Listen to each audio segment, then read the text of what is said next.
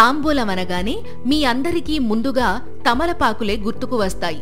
మన ఇంట్లో జరిగే వ్రతాలు, పూజలు, శుభకార్యాలు ఇవి లేకుండా స్టార్ట్ కూడా చేయలేరు.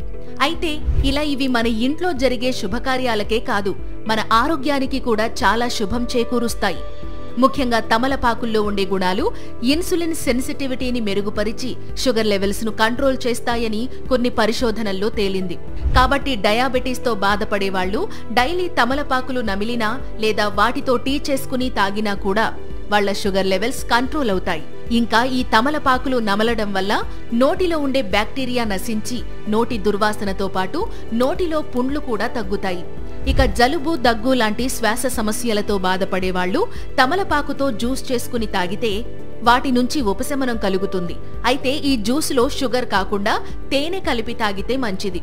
ఇంకా తమలపాకులను యాలకులు, దాల్చిన చెక్క, లవంగాలు, అల్లం వంటి వాటితో కలిపి తీసుకుంటే జీర్ణక్రియ మెరుగుపడి అజీర్ణం, కడుపు నొప్పి, మలబద్ధకం లాంటి జీర్ణ సమస్యలు తగ్గుతాయి.